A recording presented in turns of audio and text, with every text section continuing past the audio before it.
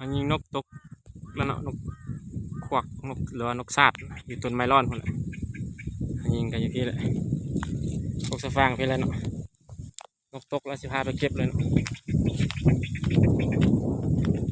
มา2 ตัวมันยิงตกตัวนึงละเขาเปิดตู้ต่ออยู่คนเนาะ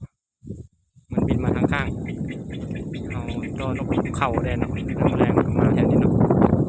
มันมาลงกินน้ำบริเวณนี้เนาะเอาไปเก็บนกก่อนเนาะตอนนี้ระยะยิงก็สิประมาณอยู่35 เมตรเนาะ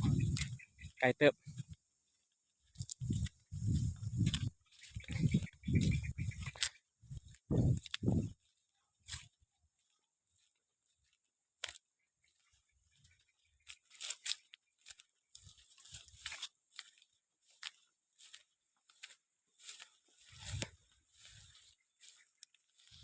ใครแต่ว่า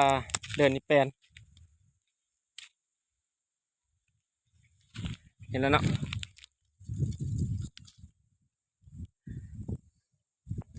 มาตัวหนึ่งเลยยิงอยู่กองนี้เนาะตัวหนึ่ง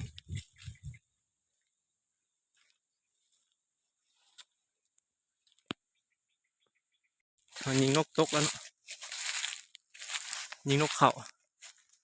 ยิงอยู่ปลายไม้ตกแล้วเนาะมันชิตกบ่เครื่องเรือบ่จะเห็นบ่6 เลย 6ว่าตกลงป่าซับไปเสาะมันก็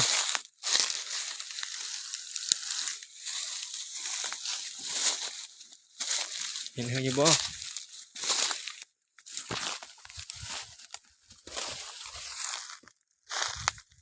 ตกแล้วเนาะ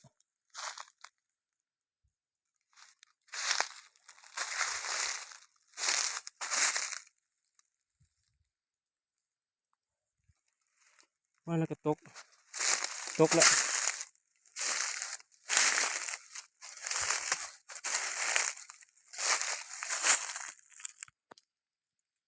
ชอบมังกรเนาะเห็นแล้วจึงสิทายให้เบิ่งเอาเสาะไปเสาะมาก็เห็นแล้วเนาะค้างอยู่บนปลายไม้พุ่นว่าอยู่ว่ามันตกยินเสียงมันตกแล้วตกออกมาแล้ว